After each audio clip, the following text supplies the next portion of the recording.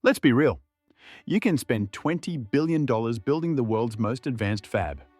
But if you don't have the talent army to bring those atomically precise machines to life, all you've got is a massive paperweight. But what if the real issue isn't money or engineers? What if the raw material tap is completely in your competitors' hands? Today, we're examining the darkest corner of this $1 trillion industry, the 1 million engineer shortage, and the silent kill switch scenario that could bring production to zero output by May 2026. If you're ready, let's step inside these steel-like bottlenecks. So behind that $100 billion financial fortress and margin cannibalization we discussed in the previous two videos, there's something else, much quieter, much more dangerous: the talent crisis. Look, here's the biggest misconception. People still think this is a money issue. Give enough subsidies, build the fab, problem solved, they say. Number, not at all. This runs much deeper. Let's look at the numbers. By 2030, the semiconductor sector expects a full 1 million skilled worker shortage. You heard that right, 1 million. In America alone, there's a 67,000 engineer deficit. In Europe, the number is 155,000. And this isn't just about quantity. It's about the quality and experience of these people. Think about this. Today, running an advanced 3 nanometer or 2 nanometer fab requires PhD-level lithography engineers. Where are these people? Taiwan, Samsung, TSMC, and they're not going anywhere. Why? Because TSMC increased salaries by 44.5% over the last 5 years. A full 44.5%. You know what this means? It means an insurmountable wage inflation wall. Bottom line, money builds the fab. But the people who will operate that fab, climb the yield curve, manage those atomically precise processes, they can't be bought with money, because they're already inside the system, and the system won't let them go. So how does this affect Western plans? How are America and Europe planning to overcome this crisis? This is where that famous frontier tax emerges. Okay, let's say you have $100 billion in your pocket. You built the fab, bought the latest EUV machines. Now you're ready, right? No, absolutely not, because there's a much more insidious cost here: frontier tax. The cost of stepping outside the developed ecosystem. Let's look at how heavy this cost is. A fab built in America has operational costs, OPEX, 35% higher compared to Taiwan. 35%. This isn't coincidence. This is structural necessity. Why? Look, in Taiwan, labor represents only 10% of total operating expenses. In America, that ratio jumps to 30%, a full 3 times. But it's not just about salaries. It's about ecosystem density. In Taiwan, when a problem occurs at midnight, an engineer can reach the fab in 10 minutes. In Arizona or Europe, building this logistics network will take years, maybe decades. TSMC's Arizona facilities costing 30% more than their Taiwan counterparts isn't coincidence. This is the bill for frontier tax. And this bill is just the beginning. Because before your fab even reaches full efficiency, your competitors will have already moved to the next node. While you're trying to climb the learning curve, they're already at the peak, with the wind at their backs. Let's be honest, government incentives can build the fab's walls, but what will make that fab run profitably is engineers. And according to the current picture, even if the West builds the fabs, it doesn't have the talent army to run them at TSMC efficiency. So what does this mean for investors? Very simple. Return on invested capital, ROIC, for new Western fabs will be structurally lower, meaning these fabs may remain geopolitical insurance policies rather than profit centers. But wait, the talent crisis is only half the story. The real silent killer is waiting somewhere else. So let's say you have your fab, you have your money, let's say you even have your engineers. Is everything fine now?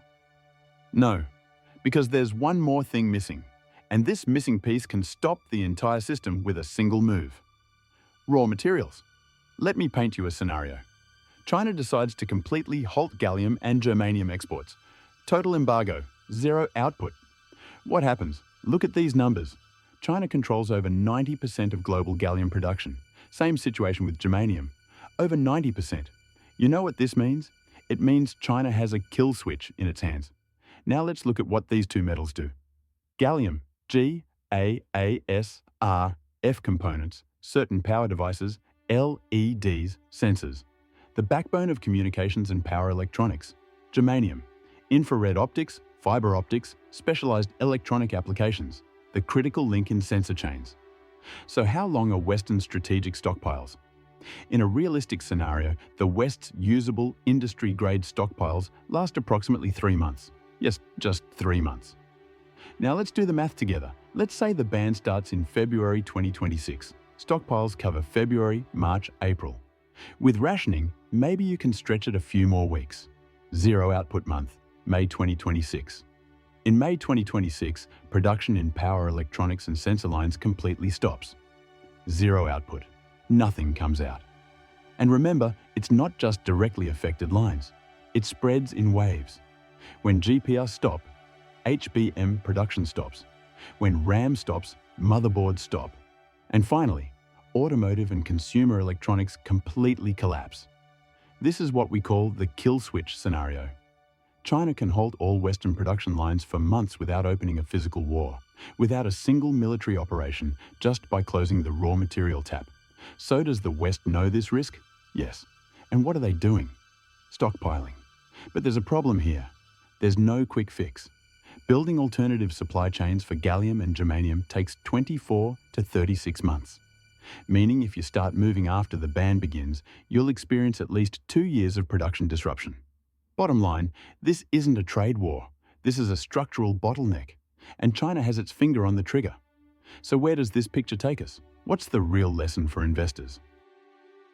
So when we put this entire picture together, what big picture emerges? Let's be honest. The semiconductor world now operates under the control of 3 key bottlenecks. First, the financial moat. Overcoming TSMC's $100 billion fortress is mathematically impossible. Second, the talent crisis. The 1 million engineer shortage and frontier tax make Western plans structurally more expensive. Third, the raw material kill switch. China's absolute dominance over gallium and germanium has become a geopolitical weapon. Now, as investors, we need to ask this question. Who wins from this crisis? The answer is clear. Those who control the bottlenecks. Foundries like TSMC. Because capacity scarcity increases pricing power. IP lords like ARM. Because they collect rent from every chip, and this rent increases every year. And raw material suppliers. Because as strategic stockpiles deplete, prices soar. Bottom line, capital's trajectory is shifting. The issue is no longer designing the best product. It's which bottleneck of the system you're positioned at. So what will happen to Western fabs? Will they succeed? No. They won't be profit centers. They'll be geopolitical insurance policies, meaning necessary for strategic security, but financially behind TSMC. And this is exactly why, for investors, the cleanest play is focusing not on product cycles, but on structural scarcity and the gatekeepers who can collect rent from that scarcity. Because this financial moat was built not just with machines, but with insurmountable learning costs, talent barriers, and raw material control. In summary, the semiconductor world is no longer an ordinary sector where free market rules apply. This is a closed ecosystem where the entry ticket is $100 billion. Insurmountable walls are created by talent armies, and geopolitical weapons dominate. Keep this number in mind, $1 trillion. That's exactly the size this market will reach by 2030. But those taking the biggest slice of this massive pie may not be those designing the best products. The real winners will be the gatekeepers who enable that product's production and control the system's critical bottlenecks. The lesson for investors here is crystal clear. Focus not on product cycles, but on structural scarcity and companies that can collect rent from that scarcity. Because we're entering a world where it's not money, but capacity, and the raw materials protecting that capacity that represent real power. And remember, May 2026. If China hits that button, this won't just remain a scenario. It will become reality. Until then, those who understand the system win. Those who don't just watch.